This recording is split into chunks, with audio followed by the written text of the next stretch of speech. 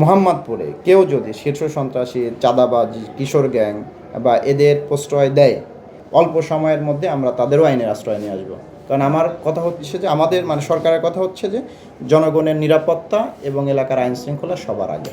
বারবার বলা হয়েছে যারা এই কিশোর গ্যাং এবং শীর্ষ সন্ত্রাসীদের প্রশ্রয় দিচ্ছে বিভিন্ন নামে বেনামে, এবং তাদের বিষয়গুলো কিন্তু আমরা রিপোর্ট করতেছি, এবং যারা এদের দাওয়াত দিয়ে নিয়ে আসতেছেন এলাকায় যে নিজের আধিপত্য বা ভবিষ্যৎটাকে মজবুত করার জন্যে, তারা কিন্তু তারাও কিন্তু আইনের আশ্রয়ে চলে আসবে। অর্থাৎ তাদেরও কিন্তু আমরা নির্দেশনা রয়েছে, তাদের বিষয়ে আমরা কঠোর ব্যবস্থা নেব। সেক্ষেত্রে আমাদের একই সাথে নির্দেশনাও থাকলো, আবার অনুরোধও থাকলো যে দয়া করে কেউ সম্মানিত কেউই যাতে কোনো ধরনের কিশোর গ্যাং, চাঁদাবাজ বা শীর্ষ সন্ত্রাসীদের সাথে কোনো প্রকার যোগাযোগ না রাখে, প্রশ্রয় না দেয়, এবং তাদের যেন দাওয়াত দিয়ে এলাকায় ডেকে না নিয়ে আসে। তাহলে নিজের বিপদ কিন্তু নিজে ডেকে নিয়ে আসবেন, কারণ সরকারের বিষয় অতি কঠোর। এবং এই নির্দেশনা আপনারা জানেন যে আমরা পেয়েছি, ইতিমধ্যে তালিকা হয়ে গেছে এবং এটা ধরপাকড় শুরু হয়েছে। আশা করি আমাদের মেসেজ আপনারা বুঝতে পারবেন, আমরা কাদের জন্য বলতেছি, আপনারাও বুঝতে পারতেছেন যে আপনারা আমাদের মেসেজটা কাদের জন্য দিচ্ছে।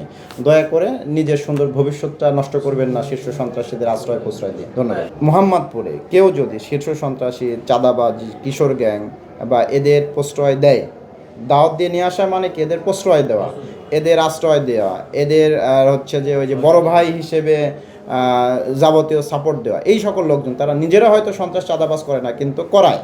এরকম তো অনেক তথ্য আমাদের কাছে আছে, অনেক রেকর্ডিং আছে, অনেক যোগাযোগ আছে, এরা মিটিং করতেছে, ফোনে কথা বলতেছে। এই তথ্যগুলো আমরা সরকারকে নিয়মিত জানাচ্ছি এবং জানিয়েছি, এবং এই তথ্যগুলো সরকার খুবই গুরুত্বের সাথে নিয়েছে, এবং এদের বিষয়ে সুন্দর নির্দেশনা আছে। ইনশাল্লাহ আমরা খুব অল্প সময়ের মধ্যে আমরা তাদেরও আইনের আশ্রয় নিয়ে আসবো। কারণ আমার কথা হচ্ছে যে আমাদের সরকারের কথা হচ্ছে যে জনগণের নিরাপত্তা এবং এলাকার আইন শৃঙ্খলা সবার আগে।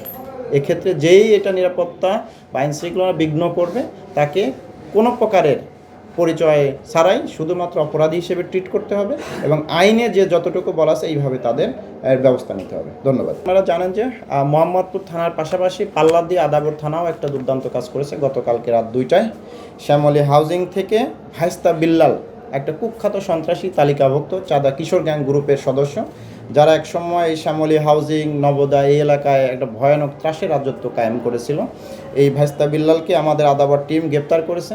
পরবর্তীতে আমরা তাদের থানায় নিয়ে এসেছি, তাদের পিসিপিআর চেক করে দেখি যে সে 12টা মামলার আসামি, অর্থাৎ 12টা মামলা সে জাহারভুক্ত আসামি, এবং 5টা মামলায় অর্থাৎ ওয়ারেন্টভুক্ত আসামি। সে ছিল পলাতক ফেরারি। পরবর্তীতে আমি বিস্তারিত জিজ্ঞাসাবাদ করি।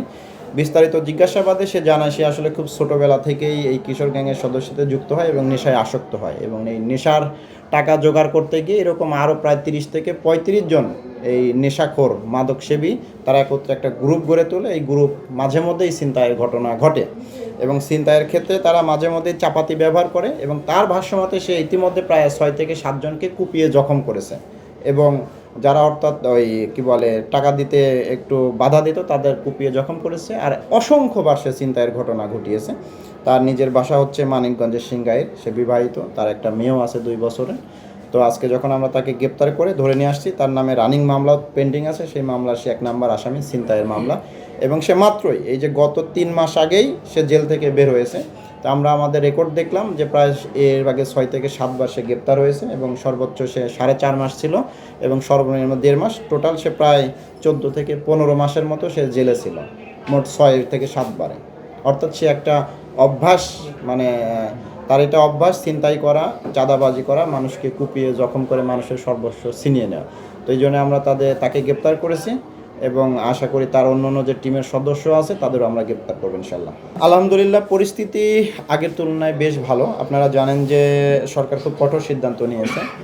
বর্তমান সরকার কিন্তু আপনি জানেন যে দায়িত্ব নেওয়ার পরপরই আমাদের নির্দেশনা ছিল সকল গোয়েন্দা সংস্থা বা আইন শৃঙ্খলা বাহিনীর প্রতি, যে দ্রুত সময়ের মধ্যে কারা অত্র এলাকায় ত্রাস, সন্ত্রাস, চাঁদাবাজি, কিশোর গ্যাং এগুলোর নেতৃত্ব দিচ্ছে, সন্ত্রাসবাদ ছড়াচ্ছে, এবং এরা প্রশ্রয় কারা দিচ্ছে, প্রত্যেকের একদম লিস্ট করে বিস্তারিত জানানোর জন্য আমরা সেটা জানিয়েছি। ইতিমধ্যে সেই লিস্ট সকল সংস্থাগুলো লিস্ট যাচাই বাছাই শেষে আমাদের কাছে তালিকা চলে এসেছে থানাভিত্তিক।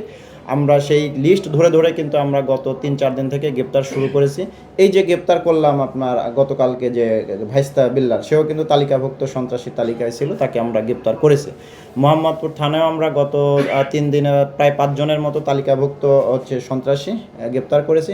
আপনারা জানেন যাদের যে সকল শীর্ষ সন্ত্রাসীদের নাম শোনা যাচ্ছে তারা প্রত্যেকেই তালিকাভুক্ত, এবং দ্রুততম সময়ের মধ্যে এদের আমরা গ্রেপ্তার করব এবং তাদের আমরা আইনের আশ্রয় নিয়ে আসবো। ধন্যবাদ। দেশে দেশে সবার সাথে দ্য নিউজ।